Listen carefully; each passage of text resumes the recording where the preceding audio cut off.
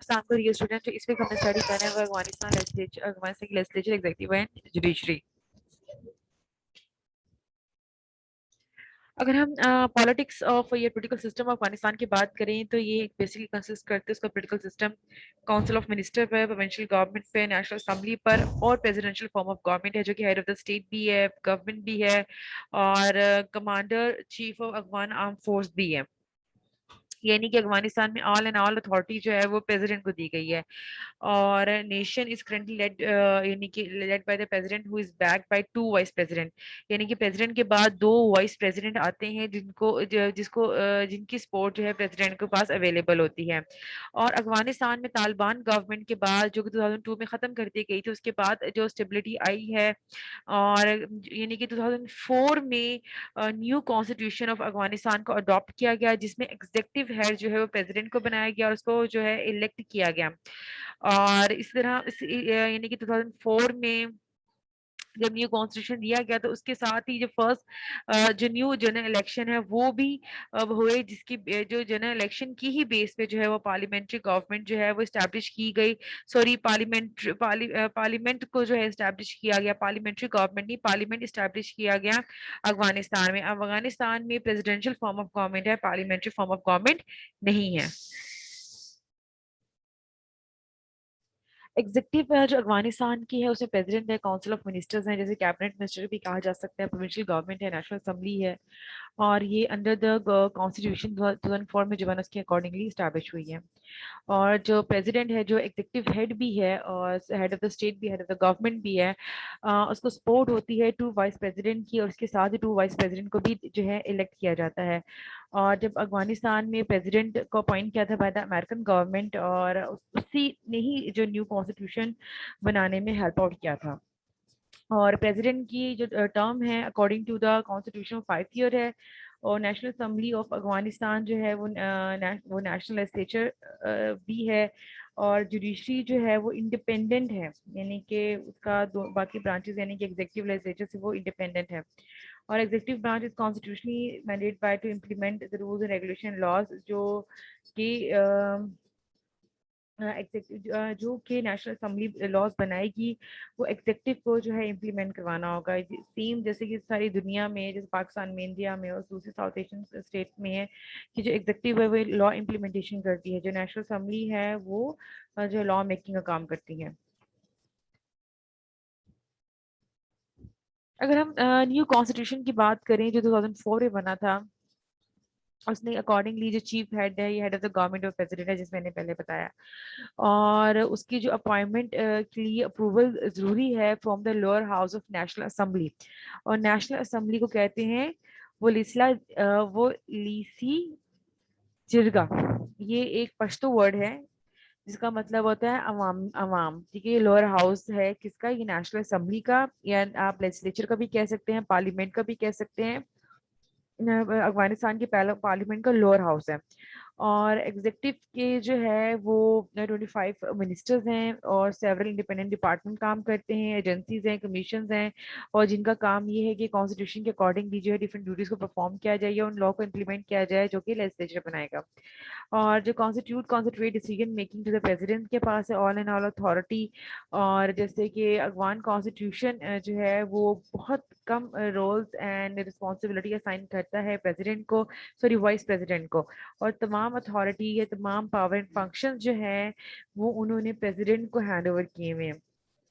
अच्छा, और जो वाइस प्रेसिडेंट का जो मेजर फंक्शन है is to attract active voter for running the matter, यानी कि मैटर्स अगर यानी कि फॉर एग्जांपल कोई मैटर है या कोई इशू है तो वो काम वाइस प्रेसिडेंट को दिया जाता है कि आप इसके ऊपर जो, क्योंकि अफगानिस्तान हमने जैसे लास्ट लेक्चर में पढ़ा वो एथनिकली डिवाइडेड स्टेट है, उसमें डिफरेंट एथनिक के लोग जो रहते हैं तो वो अगर कोई मैटर है या कोई लॉ है किसी स्पेसिफिक एथनिक ग्रुप से किससे रिलेटेड है तो फिर वो वाइस प्रेसिडेंट इस पे काम करते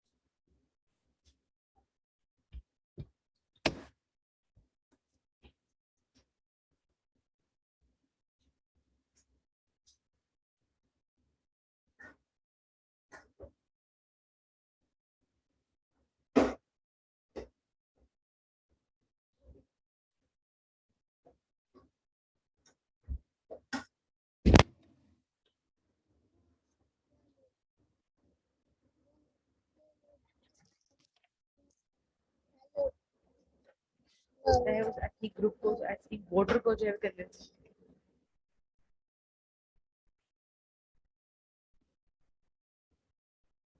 करता है। और यही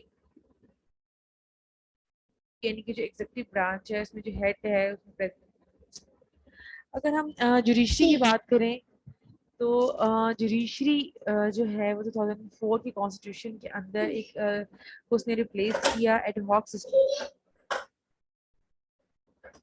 था। वो एडहॉक सिस्टम जो था वो तालिबान एक्सट्रीमिस्ट या अलकायदा के लोग लोगों ने, ये उसामा बिन लादेन के लोगों ने इस्टेब्लिश किया हुआ था, जो कि 1996 से 2001 तक रहा। और उसमें उन्होंने सो कॉल्ड इस्लाम जो उनका वर्जन था, जो इनफैक्ट इन रियल इस्लाम नहीं था, उसको इम्प्लीमेंट किया हुआ था, जो कि बहुत स्ट्रिक्ट था, एक्सट्रीमिस्ट था। Islam is a very soft and very beautiful religion. लेकिन जो उनका एक वे था उसको प्रोपोगेट करने का या उसको इम्प्लीमेंट करने का, that was very much wrong and rigid, और जो कि इस्लाम की बिल्कुल स्पिरिट के अगेंस्ट था। उस सिस्टम को जो है उनकी नई जुडिशरी के सिस्टम को, अच्छा उस सिस्टम में जो पुराना सिस्टम में जिरगा सिस्टम था, जिरगे में फैसला होता था, पब्लिक एग्जीक्यूशन होती थी, उसकी जगह जो है न्यू जुडिशरी का जो है वो सिस्टम को इंट्रोड्यूस करवाया गया। और जो as per new constitution judicial system को कॉन्स्टिट्यूट न्यू 9 जस्टिस, और जिनको अपॉइंट किया जाता था प्रेसिडेंट से और या लोअर हाउस यानी कि नेशनल असेंबली जो है ना इसको अप्रूव करती है फॉर 10 years, और जजेस manage the policy decision of the regional and local court system.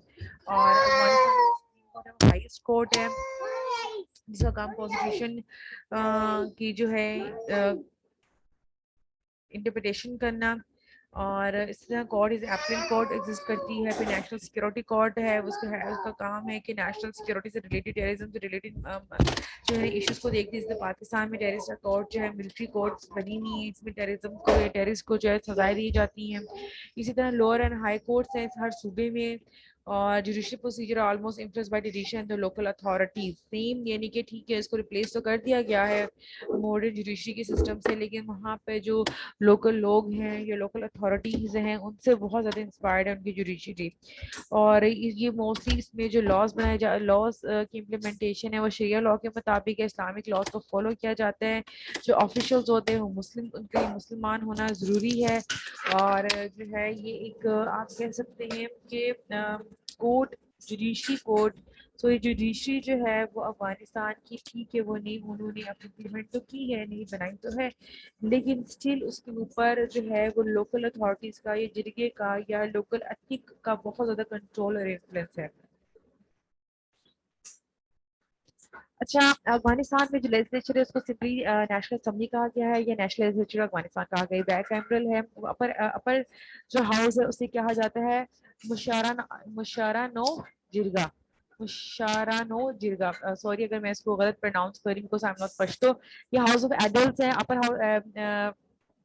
House है, और इसकी 102 सीट्स हैं। एक दूसरा जो है वो लोअर हाउस है, जिसे कहते हैं वालेसी जिरगा, ठीक है, यानी कि ये लोअर हाउस है, हाउस ऑफ पीपल है, और 250 इसकी जो है सीट्स हैं। अच्छा, ओवरऑल कॉन्स्टिट्यूशन अफगानिस्तान में जो है नेशनल असेंबली को बहुत इंपॉर्टेंस दी गई है, तीनों ब्रांचेस से ज्यादा नेशनल असेंबली को ब्रांच जो है वो इंपॉर्टेंस दी गई है। इसमें किया गया है बिकॉज ये वो असेंबली है जो लोगों के इंटरेस्ट को प्रमोट करती है, प्रोटेक्ट करती है, उसके बिल के अकॉर्डिंगली मुझे लॉ मेकिंग करेगी और स्टेट की डेवलपमेंट में जो है इंपॉर्टेंट रोल प्ले करेगी। मोर ओवर जिसके मेंबर्स हैं उसको के ऊपर एक रिस्पॉन्सिबिलिटी डाली गई है, चाहे अपर हाउस के चाहे लोअर हाउस के, कि जब उन्होंने वोट कास्ट करना है फॉर द प्रेसिडेंट और for the other elected for the other election, तो उनके वोट कास्ट करने का जो पर्पस है या वो लोग जिन्होंने इनको इलेक्ट करना है उनके जो वोट कास्ट करने का पर्पस है वो नेशनल इंटरेस्ट होना चाहिए, वो नेशनल विल होना चाहिए। अगर नेशनल असेंबली की बात करें तो इसकी जो लोकेशन है वो काबुल में है, साउथ वेस्ट में, और इसकी जो न्यू बिल्डिंग जो है वो स्टैब्लिश की 2015 में, और जिसको जो है अशरफ गहनी साहब ने इनॉग्रेट किया, और उसमें उन्होंने नरेंद्र मोदी साहब को भी इनवाइट किया हुआ था। अगर हम नेशनल असेंबली की ड्यूटीज की बात करें तो national assembly collectively responsible for the law making, for the accountability for making such rules and regulations for such laws which are very compulsory necessary for the social, economic and technological development program, budget decide करना, grant lawn करना, और उसके अलावा units को देखना, उनकी check and balance रखना, उनके काम को जो है वो ओवरव्यू करना, ये सब के सब इम्पोर्टेंट ड्यूटीज जो है वो नेशनल असेंबली को दी गई हैं, नेशनल असेंबली को असाइन की गई हैं। अच्छा, जो लोअर हाउस है, हाउस ऑफ पीपल द वॉलिसी जिरगा, इसमें 250 सीट्स हैं जिसमें से 86 औरतों को दी गई, रिजर्व की गई है, रिजर्व सीट्स हैं, और ईच प्रोविंस के जो है इसमें प्रोपोर्शनल रिप्रेजेंटेशन दी गई है अकॉर्डिंग टू पॉपुलेशन। जैसे पाकिस्तान में जिस सूबे की ज्यादा आबादी है उस सूबे के पास ज्यादा सीट्स हैं, और वो ये 5 टर्म के लिए इलेक्ट होती है, और उसकी कैंडिडेट के लिए 25 ईयर एज होना जरूरी है, सिटीजन ऑफ अफगानिस्तान हो, रजिस्टर एज अ वोटर भी हो, और running as a representative in only one province हो, और पे और वो रजिस्ट्रेशन फी भी पे करेगा लाजमी, इसकी जो 15,000 अफगानी जो उनके करेंसी सिस्टम बनते हैं, अगर वो 3% वोट्स लेने में कामयाब हो जाता है तो उसको वो पैसे रिफंड भी हो जाएंगे। और वो अपनी जब नॉमिनेशन जमा करवाएगा, यानी कि उसको बकायदा प्रूफ देना पड़ेगा कि मैं नॉमिनेट अपना करना चाहता हूँ क्योंकि मेरे पास 500 वोटर्स हैं एटलीस्ट, उनकी आईडी कार्ड की कॉपी। यानी कि अगर फॉर एग्जांपल मैं जो है इलेक्शन लड़ना चाहती हूँ, if I am citizen of as a if I'm citizen of Afghanistan, तो मुझे बकायदा वहाँ पे प्रूफ देना पड़ेगा कि मैं अपने आप को जो है वो नॉमिनेट कर रही हूँ या इलेक्शन में पार्टिसिपेट कर रही हूँ, बिकॉज मेरे पास एटलीस्ट 500 लोगों की सपोर्ट है और उन सपोर्टर्स के आईडी कार्ड ये हैं।